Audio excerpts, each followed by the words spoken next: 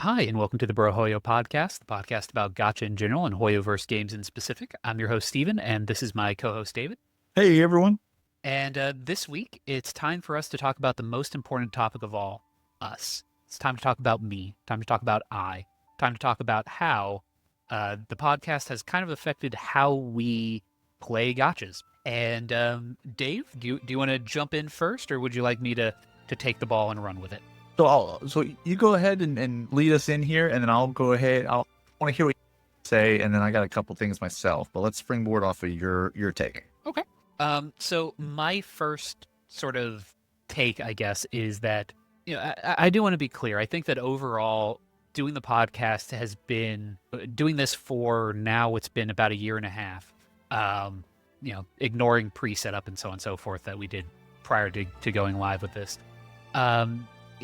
It's been a growing experience, and one of the things that I really value about doing the podcast has been the exposure that I've gotten to the larger gacha community and to other gacha games that I normally would have passed over or skipped over, and just not even bothered with.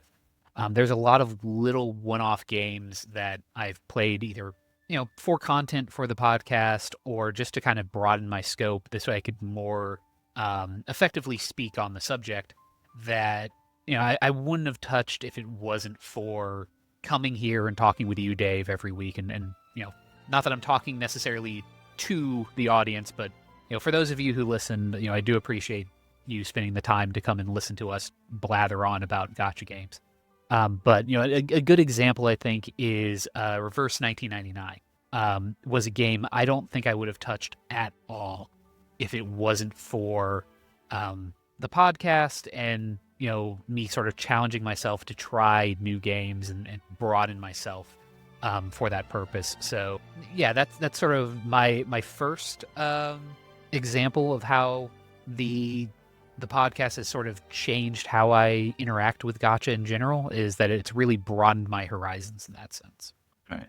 Yeah. So I think looking back, and you mentioned with the podcast, but yeah, we've been doing this now for about a year and a half. This is the 60th episode. I think back to where we started versus where we are now, as far as having found our flow. As opposed to early on, having our games, trying to figure out how we wanted to structure things and how we wanted to do it. And at the end of the day, our approach was always, we're two guys that grew up with, co-op couch gaming, and it's how are us two, older guys gonna relate and keep up with gaming in this modern mobile world. And so with that approach, yeah, I agree. I think it's had us try out games that maybe we wouldn't have normally tried out. I know, like for me, if I saw a gacha game coming out that I had no interest in, or maybe it was something that like had a bunch of red flags, to it, and I was like, no, I'm still gonna try it out because that way I want to talk about it and share that with other folks. So maybe if they were on the fence about it, they can either be convinced or turned away from it based off of what they think of these things. I'm trying to present that to you guys, in a way that's productive. And so I think of games, you mentioned Reverse 1999.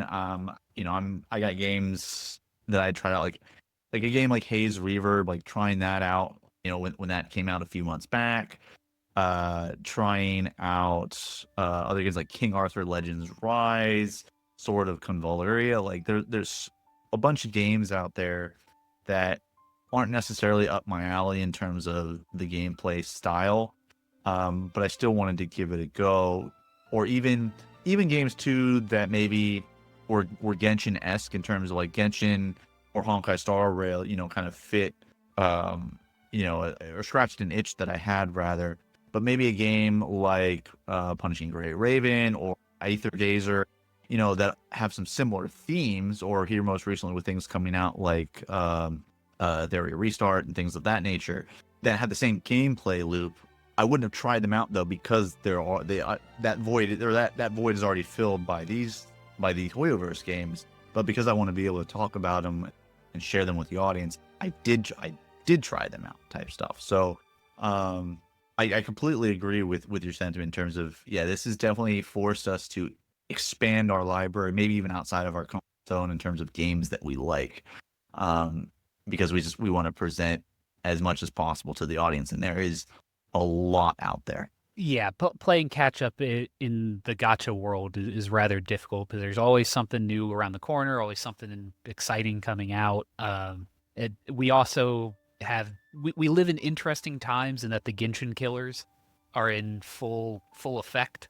Wuthering Waves, Wuwa, Tower of Fantasy, I think was one of them that was supposed to be a Genshin killer. So there's been a large wave of games that have been coming out in the past year or two that are, aiming for that top spot. And, it turns out that Pokemon TCG was the one that would actually top it. But, hey, that it's never where you expect. It's never who you expect that ends up taking that spot.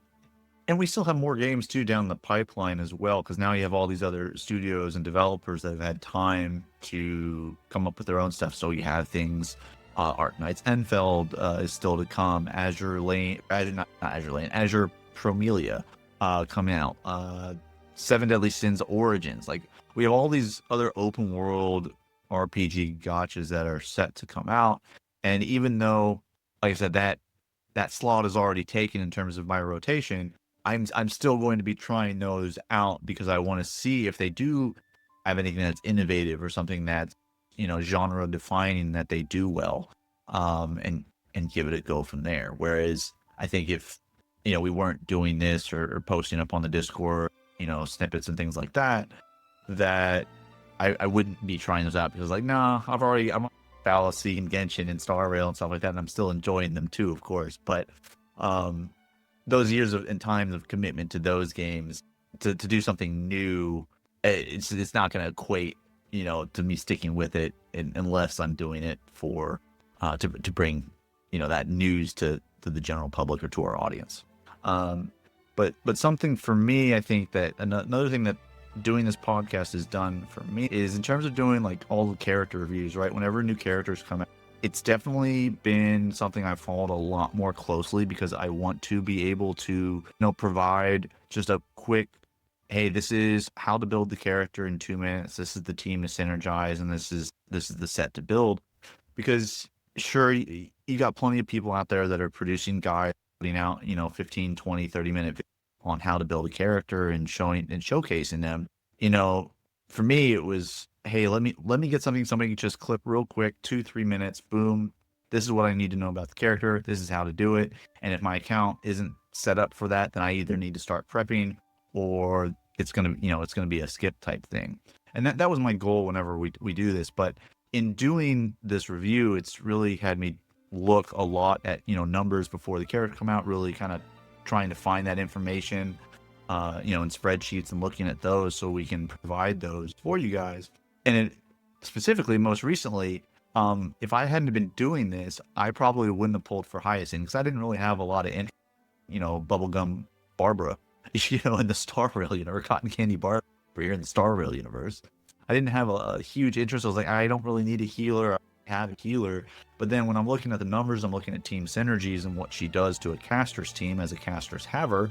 I was like, oh, they're basically best friends. Okay, they synergize super well together, so I should probably do this. And so it allowed me to kind of alter my game plan in terms of how I was spending resources so that I could ultimately go for Hyacinth, which has been a fantastic move for me, just as a small aside there. But what about you, Steve? Have you kind of had that, I guess, maybe whether it be in the character reviews or I know you talk a lot about the events as well. So is it likened your chances to doing events or anything like that? So yeah, it's definitely increased my event participation rate. This way, admittedly, when I typically cover events, I do try and keep it high level to not spoil anything for those who want to go in, clean and fresh and new into events.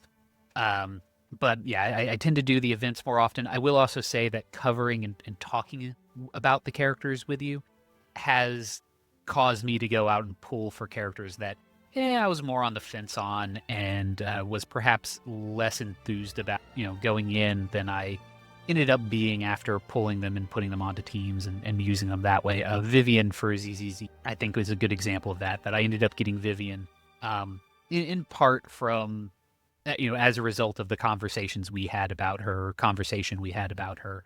Um, that would have been a couple weeks back when she went live. So yeah, that I have seen the coverage of upcoming releases and so forth influencing me in ways that it hadn't previously. I will also admit that prior to the podcast, I didn't follow leaks as much for HSR and so forth. I was still interested. I still did want to know kind of what was down the pipeline. But keeping my thumb on potential upcoming characters, potential power levels of them, maybe if they're going to be worth talking about or not, in more depth than just, hey, this is a set that they need to use. More like, okay, where do they sit on the power level scale? Are they more of a skip or a must pool? So on and so forth. I became more invested in that, in part with an eye towards content and talking about them here on the podcast.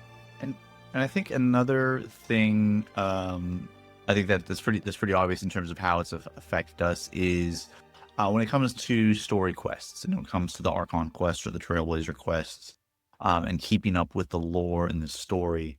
I think by doing our patch reviews when those big story quests go live, it definitely has forced me to keep current with them and do them pretty much pretty immediately, right? Because patch day is usually on a Tuesday, and then we usually record just a couple days later. So it usually gives me like a couple days to get through it, and as opposed to previously I would do it at a more leisurely pace, because of real life stuff, and also just wanting to kind of go at my leisure and build it up slowly rather than just going through as a quick view. So while that is good because it does force me to keep current with the story, I guess the drawback it would be just that, is that it's a short fuse, and that because I'm doing the story essentially like in 1 or 2 sittings over the course of 2 nights to be ready to be able to talk about it.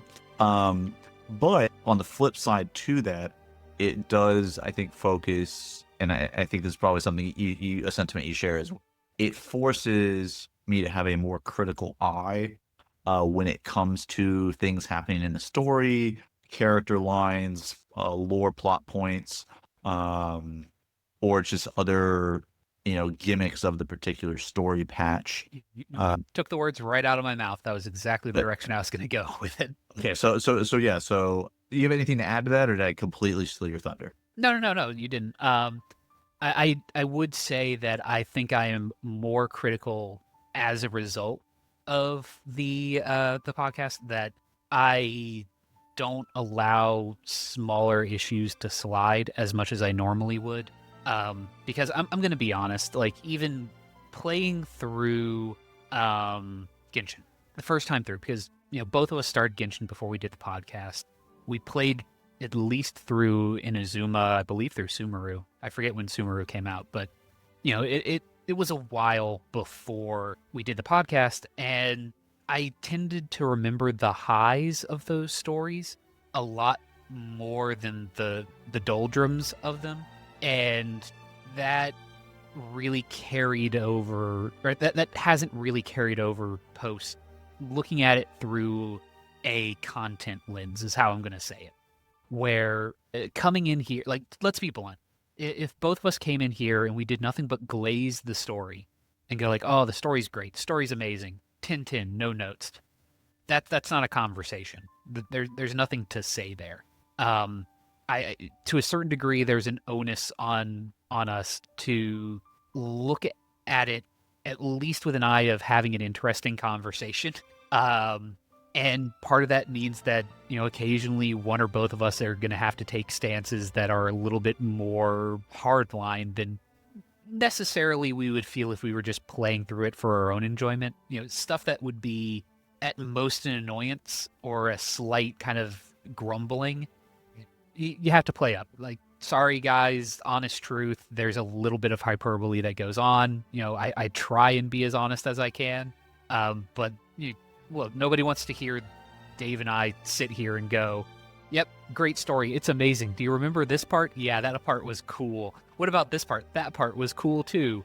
And do nothing but sit here talking about how cool something was. Like there's not that's not interesting for anybody. If you want somebody to white knight for Genshin, just go to Twitter. Like you don't need to.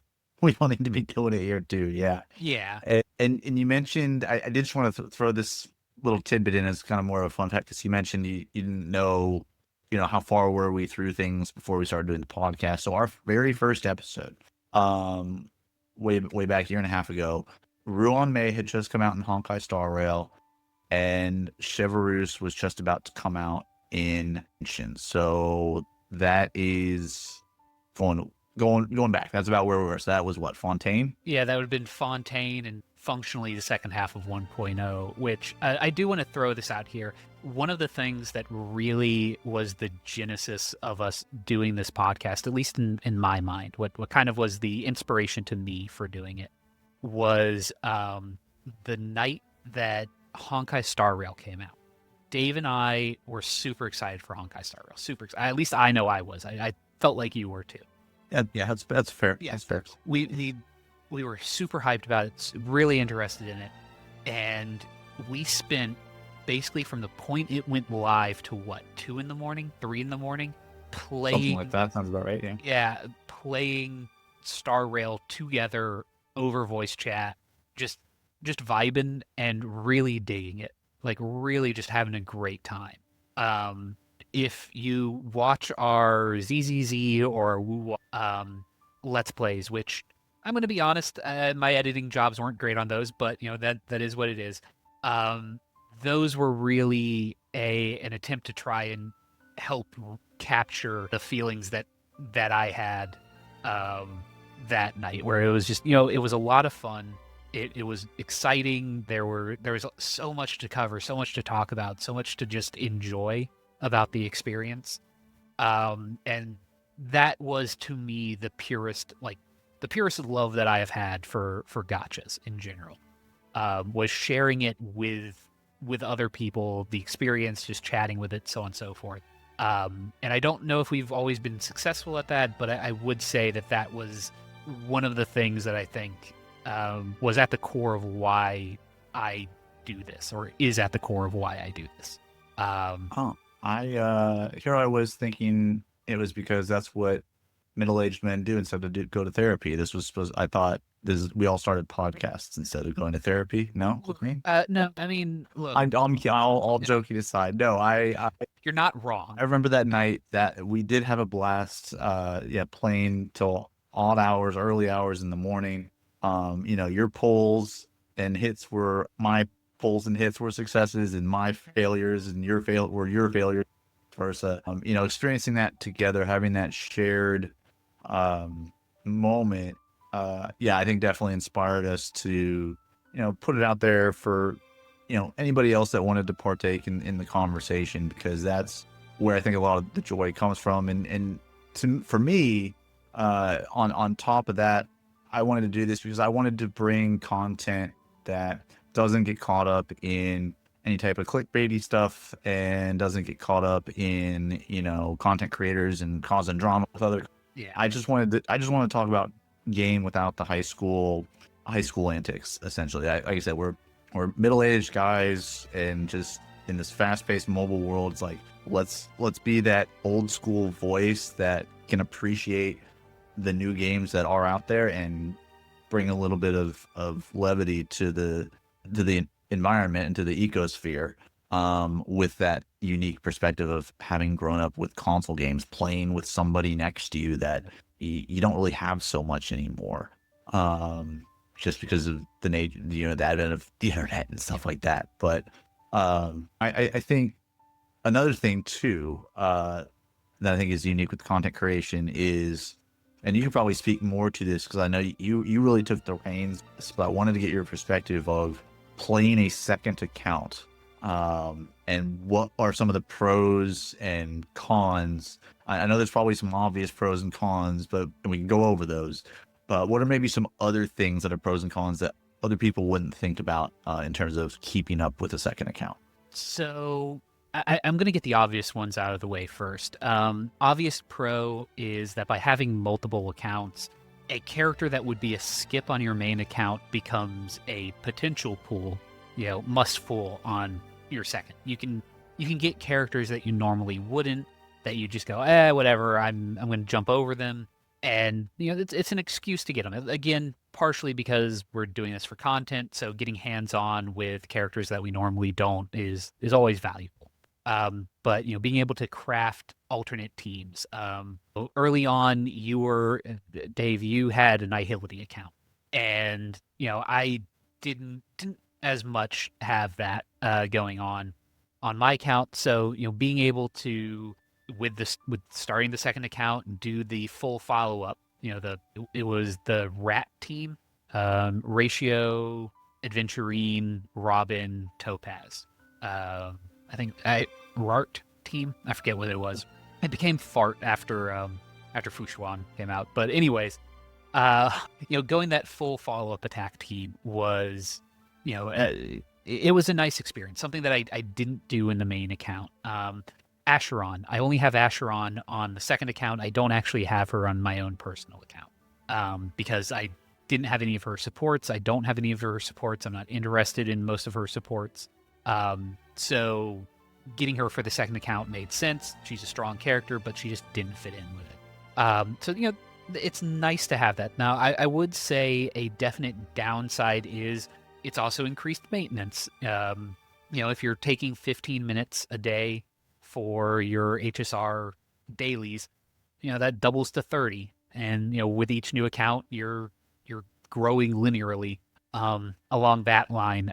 Events are things that you have to do doubles of. If there's an event that you don't like, but it gives Stellar Jade, you're going to have to do it multiple times, unfortunately, if you want those Jades, or you're going to have to accept that your second account isn't going to get those, and that you're going to be a little bit, your economy is going to be weaker on that second account if you don't want to double up on events.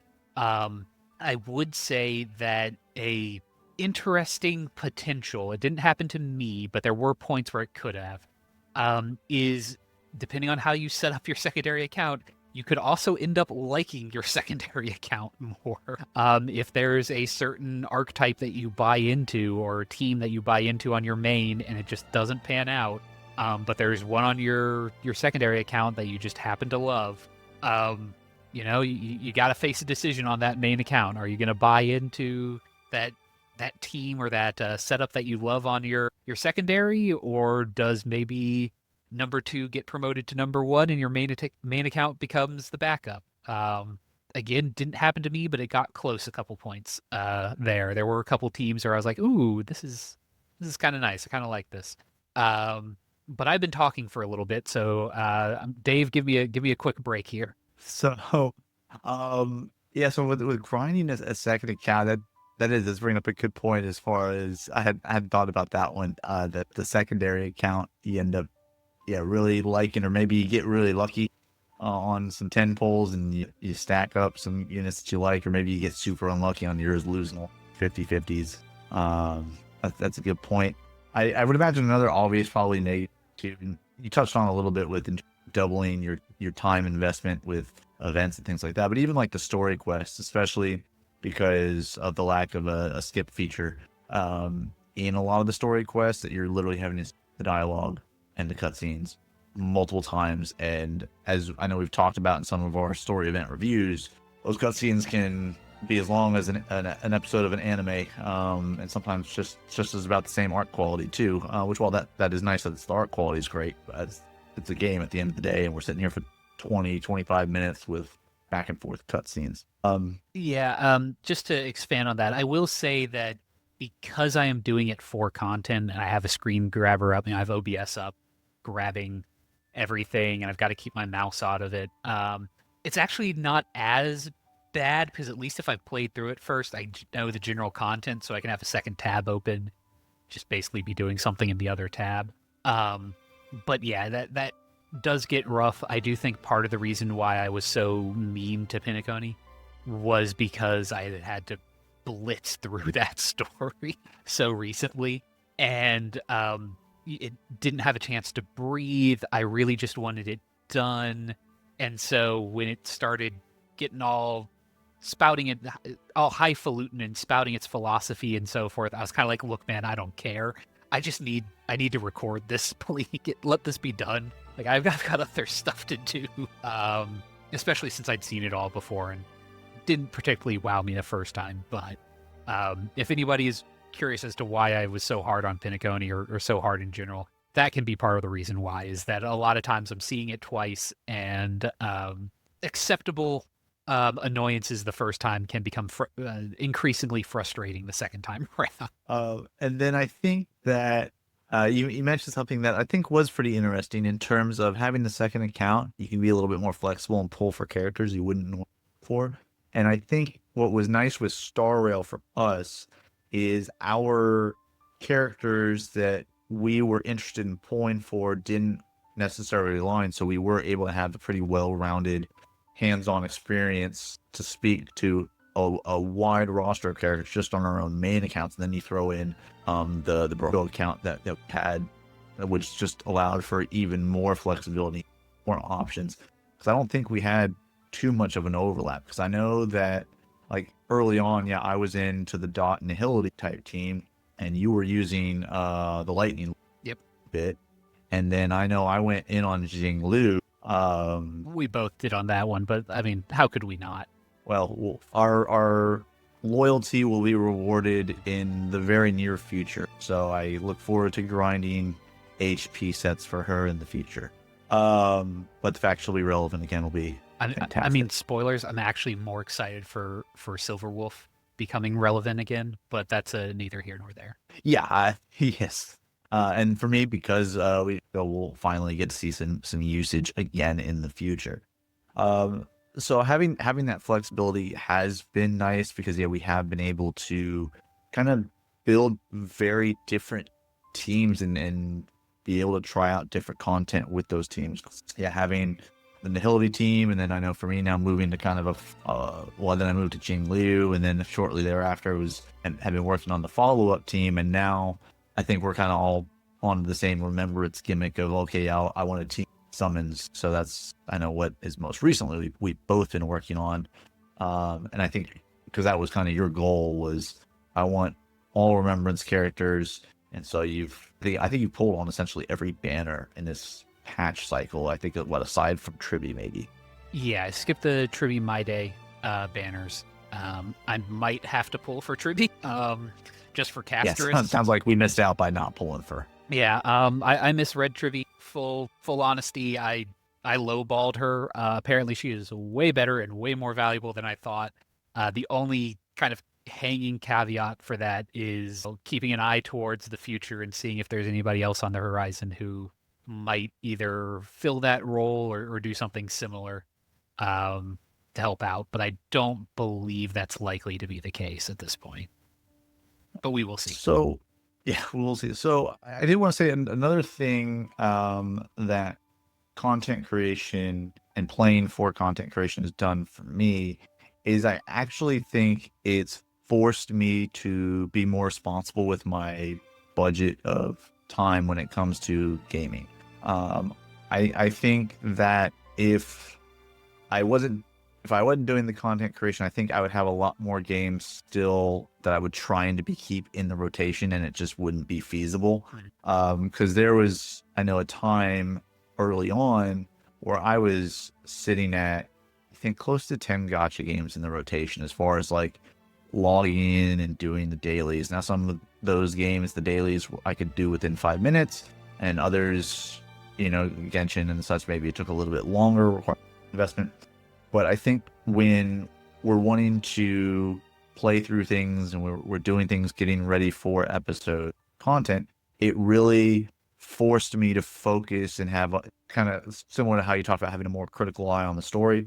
I had a more critical eye on games in terms of what's the enjoyment factor I'm getting out of it. It's a long-term thing, or just I'm going to play this during the launch phase so I can do all the pulls because the gambler in me likes to do pulls.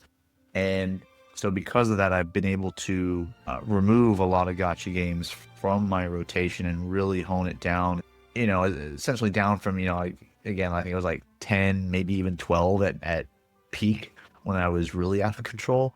And I've been able to get it down now to about 4, maybe 5, but which still could maybe potentially seem like a lot to some people, but considering it was 12, much better. Yeah, and I agree that I don't want to say the content treadmill, but the broadening of my horizons, as we mentioned sort of at the very beginning here, has made it so that how should I put it, the novelty of certain games doesn't hold nearly as much. Like, because I've played much more than I normally have and experienced many of the different genres, it's much easier to load up a gotcha game and go, oh, okay, I know that this is the basic archetype that I'm running into here. This is a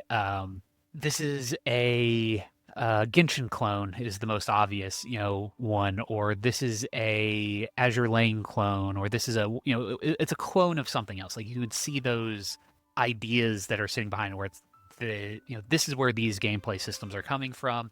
I didn't really like that gameplay system. I'll play long enough for me to kind of get my kick, get my gambling addiction fed for a little bit, and then move on. At least I've found that that's sort of become much more common for me, is that I'll play for maybe an hour or two, play for a little bit, 7 days, and then go, okay, there is really nothing here that excited me, and move on. Where in the past I would have let that game sit for 30 days, 2 months, longer, depending, and tried to hammer it out, even though it really wasn't going to go anywhere. Yeah, and I think the most recent example of this for me is Memento, the open world but turn-based game that just came out about a week ago that we talked about last week. I said I would try it out probably to get the 7-day rewards. And yeah, I think this is a game that if I wasn't focused on doing content for this, it would linger, because you can be as invested in it or not as you choose, and it could be one of those games that just lingered on because there are other things coming in the pipeline that I want to and need to try. And it fills, and again, it's that Honkai Star Rail clone with a few innovations and things that it's trying and branching out, so it's not like an exact copy, right? It's just because that's already filled by Honkai Star Rail, I was like, yeah, this isn't going to be a thing, so I'll cut it after a week rather than, like you'd mentioned, just letting it sit there, doing it for a month, 2 months, then to ultimately dump it. So I'm saving myself 3 to 8 weeks of daily logins on a game I know I'm not going to maintain long term. Yeah.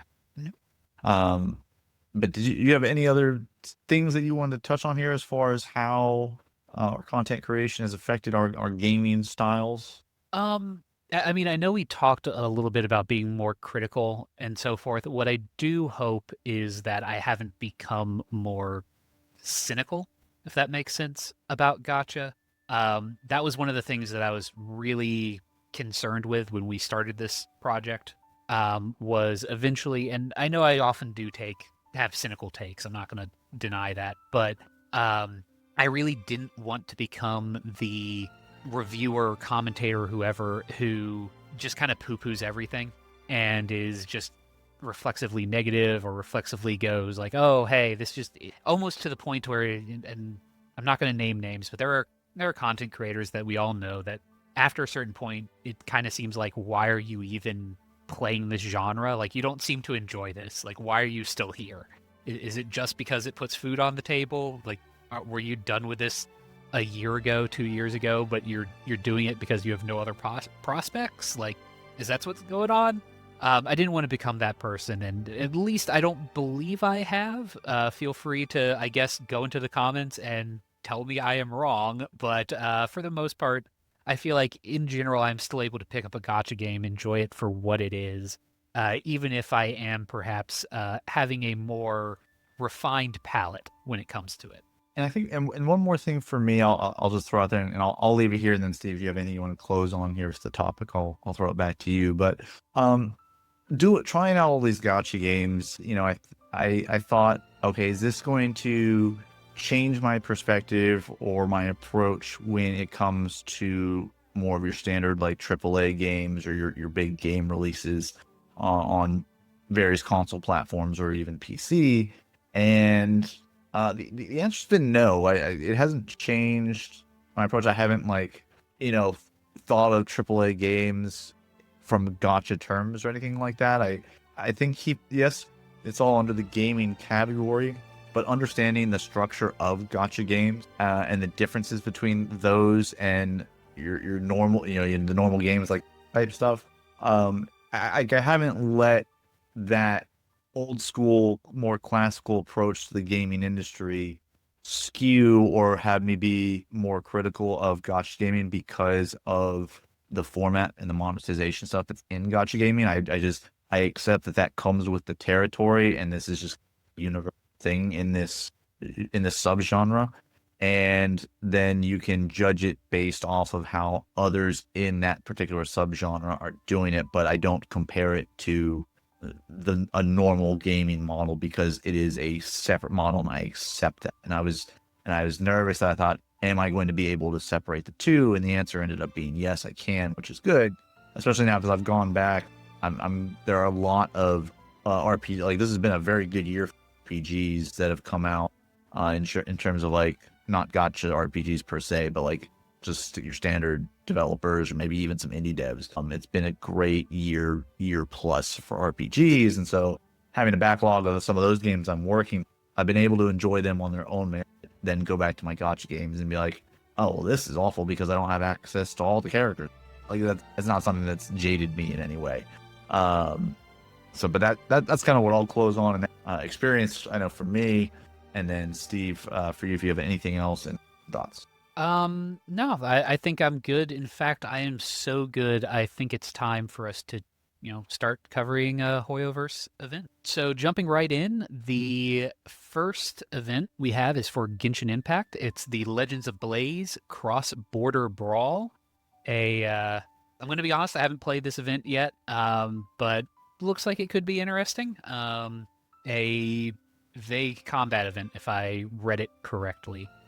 More exciting as far as events go are in ZZZ, because everybody, it's that time of year. It's anniversary time. And as I'm sure many of you are aware, they've been very generous. We're eating good as far as ZZZ is concerned. Free 5-star collector, free S rank selector. I believe a free regular drive is available, S rank drive you'll be able to choose from, as well as 20 plus pools, just given away. You get 1,600 of the polychrome. Again, I always mess that one up. Of the polychrome, you got it right this time. And just straight 10 pools as well, just given away. Or is it 20? I don't remember if it was 10 or 20 of the pools that they're giving away on the weekly, over 7 days. But regardless, lots of new prizes. Looks like a pretty fun series of events and a nice advance in the story.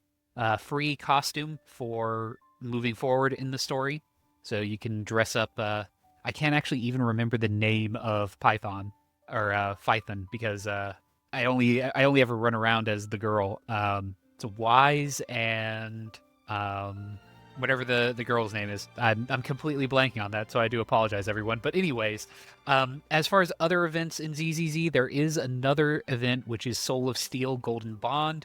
So I heard that you like mecha, so we put mecha in your ZZZ so you can mecha while you ZZZ. Again, looks like a pretty fun event. I really do enjoy the Bangbu events. I know that for the most part, they're just mini games that are kind of sectioned off, but the Bangbus have enough of a charm to them that I'm willing to buy into them, despite the fact that in a lot of ways it's just mini game Impact 2.0.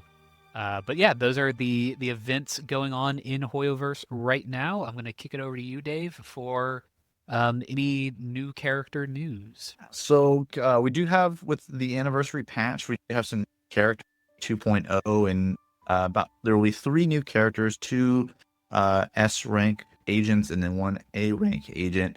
Unfortunately, don't have a breakdown for them as of right now because the maintenance is still underway. We thought we were going to be, because they usually do Tuesdays, and then a couple days later, and no, I haven't and try them out yet.